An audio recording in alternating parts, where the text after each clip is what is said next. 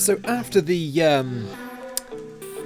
horrific year that 2020 has been so far, Formula 1 finally returns to our screen in but a few days' time.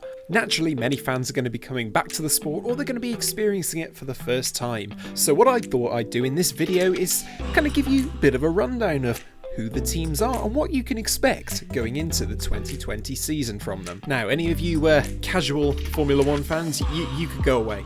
This is the most serious, hardcore, try-hard video that you will ever see on Formula 1, so if you're not a fan of that, please click away right now. Alright, let's get this thing started.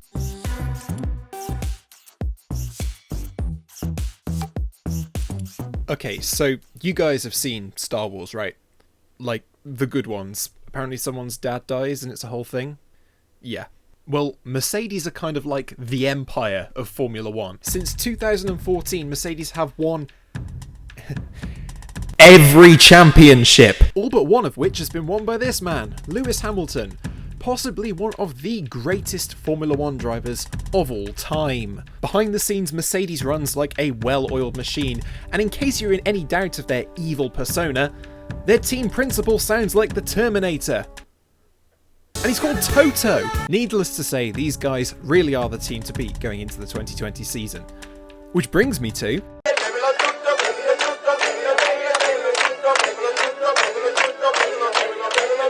Scuderia Ferrari. One of the most iconic names in motoring and motor racing as a whole. In the early part of the 2000s, Ferrari were a tour de force in Formula 1. Dominant on a scale that had never been seen in the sport until, well... until recently. Which makes it all the more confusing why they're now such a bunch of pantomime clowns. Ferrari haven't won a championship for nearly 13 years now, and it looks like it's going to stay that way at least for the next couple of years. However, with the young talent of Charles Leclerc and Carlos Sainz moving to them for 2021, maybe, just maybe, they will... of course they won't. Oh, sorry guys, my phone's ringing, 1 second. Hello? Pronto? No. Callum? No, Mr. Bonotto, no! Okay. Ferrari are the greatest team in Formula 1 history.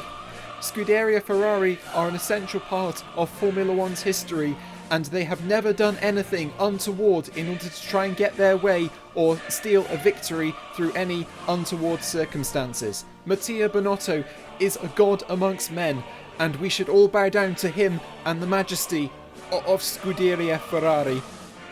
Grazie ragazzi.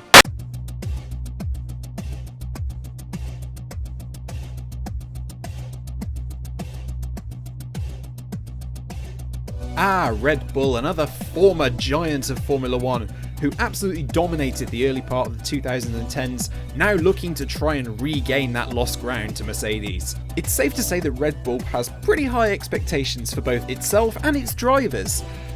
Perhaps a little too high? Like, okay, I selected Red Bull as my F1 2019 career mode team, and I was dead excited, and being the absolute baller elite sim racer that I am, I managed to grab second place in my first ever race for the team. And then I was fired! I mean, I'm not the only one though. Pierre Gasly and Danny Kvyat have also felt the wrath of an angry Red Bull. Which doesn't sound all that great when you think about it, actually. Ew. One person who hasn't, though, is Max Verstappen. I will be honest here.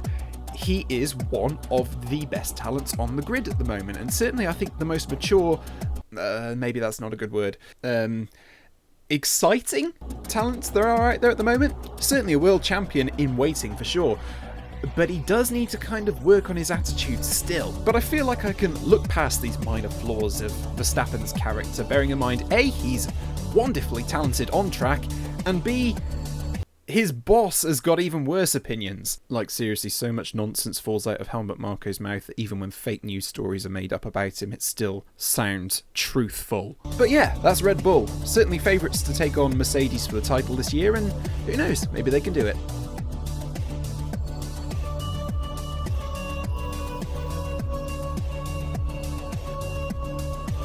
I've got to admit it, I love McLaren. I mean, they've been through a rough patch over the last few years, what with the switch to Honda in 2015, which, went well. Couple that with the toxicity that Fernando Alonso brought to the team, and they've kind of been in the doldrums. However, last year was a really strong resurgent year for McLaren, with Lando Norris and Carlos Sainz bringing the Woking outfit to 4th in the Constructors' Championship, best of the rest, and scoring their first podium since 2014. Jesus. Safe to say that McLaren will want to try and consolidate that position in the 2020 season, and who knows, maybe they'll return to their days of success from the past. I mean, they're bringing in renowned man-child Daniel Ricciardo to partner actual child Lando Norris for next season, so who knows?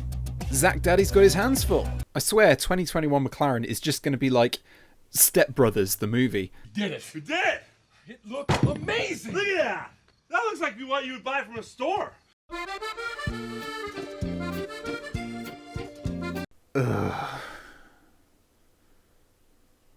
Zutela. I like to think that every Formula 1 team has some kind of personality, which is kind of what I'm having a little bit of a jab at in this video, and if I had to select one for Renault, it would probably be Taylor Swift. You know, that whole character she portrays of like a psycho ex-girlfriend that gets really jealous and mad at her exes. Yeah, that's Renault. The whole saga surrounding Daniel Ricciardo and his move to McLaren, and then McLaren ditching Renault engines for Mercedes, and Renault just kind of acting really bitchy and horrible about it. It's all kind of a bit of a mess. At the start of last year, Renault were highly tipped to be best of the rest, where McLaren ended up being, and they highly touted their performance of their car and how they had big aspirations, and none of it really materialised. Admittedly, their car this year is a bit faster and does look like a serious contender, but we have no idea how that infamous Renault reliability is going to play out. Remember, Renault, it's always the other person's fault and never anything of your own. Now, go sit in the corner and eat your Ben & Jerry's and, I don't know, drunk text Red Bull and McLaren or something.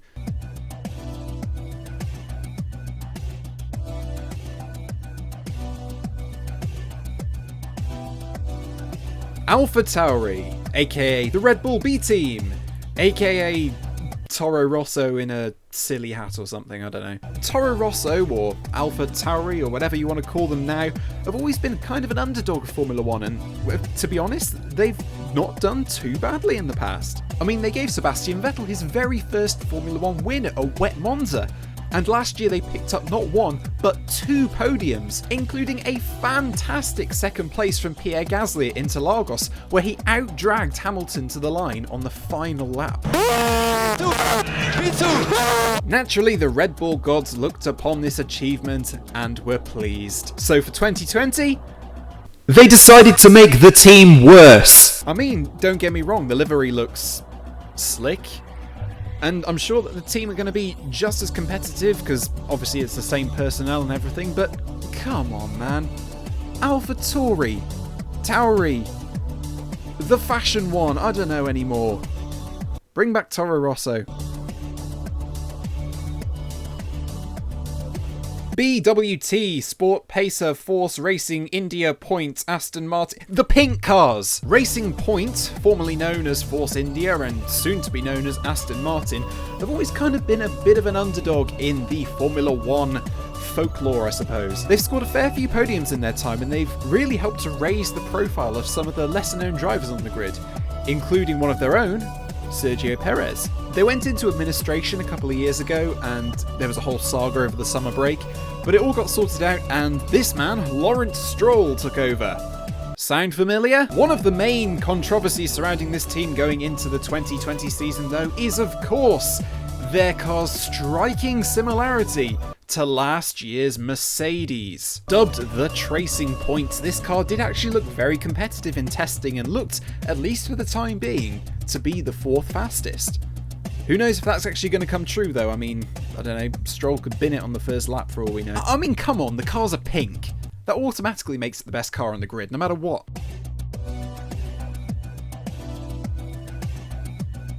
Alfa Romeo.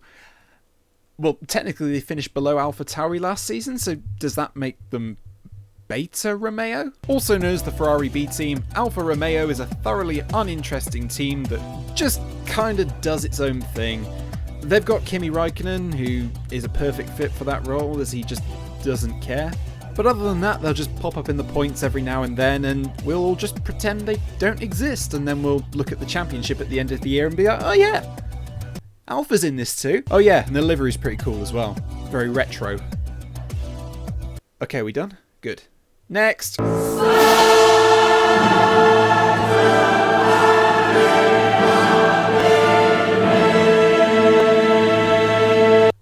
Oh boy. Haas Formula 1 team. Haas F1 are the greatest Formula 1 team to ever grace a racetrack. In their 4 short years in the sport, they have achieved unspeakable things. This list includes, but is not limited to, almost killing Fernando Alonso, team principal Gunther Steiner almost killing his drivers. He does not smash my door, tell him that. Both drivers trying to kill each other. On several occasions, signing a sketchy sponsorship deal with a sketchy energy drinks company, only for said energy drinks company to have a public meltdown on Twitter and create a legal minefield that will dog the team for months and rid them of millions of dollars in cash. Oh, and build one of the strangest F1 cars in history, which, although it had fantastic pace, it didn't understand how tyres work. And no one, not even the FIA, could figure out why. Amazing! We need more independent constructors in this sport, and I really hope that Haas do improve over the coming seasons. But come on, that's just hilarious. I mean, in fairness, they do seem to be a bit faster this year, but they're still way off the pace, and I can't see them climbing up the Constructors' Championship anytime soon, at least until the new regulations come in at the very least in 2022. But good luck, boys. I'm sure Gunther Steiner swearing at you is going to give you all the motivation you need it. Yeah. Okay, this last one's easy to meme, and I know many people have done it before, but for me, this just depresses me. Williams are up there with Ferrari and McLaren as one of the all-time great names in Formula 1. With 9 Constructors' Championships and 7 Drivers' Championships to their name, they're also one of the most successful in the sport. However, the last 20 years haven't been kind for Williams, and they've kinda just fell away into the midfield, and eventually, they've ended up where they are today. There was brief hope of a Williams resurgence at the start of the turbo hybrid era, what with using Mercedes engines and the like, but that pace quickly fell away, and by the time 2018 rolled around, they were constantly at the back. And in 2019, they scored one singular point. Couple this with the ongoing COVID-19 situation, and Williams are in dire financial and competitive straits. Though their car looks a significant step forward compared to last year, it's still a long way off the pace of its main rivals. And to make things even worse, they've lost their title sponsorship, although in fairness that has spawned a sick new livery. I absolutely love that, best one on the grid in fact. And the team is even considering selling off its Formula 1 team in order to break even. You can make jokes all you want about how a Williams is slower than the JCB that sponsors it and all jokes like that, but to me this whole situation just kind of gets me down. Williams are a central pillar of this sport, and in an indirect way, one of the reasons that I'm watching it today. They've had some of the greatest drivers, including Ayrton Senna, Alain Prost, Damon Hill, Jacques Villeneuve, and it really does make me sad to see them in this sorry state. So come on, Williams, we're all fighting for you. Show us what you're made of, and show us that fighting spirit that you've become so known for.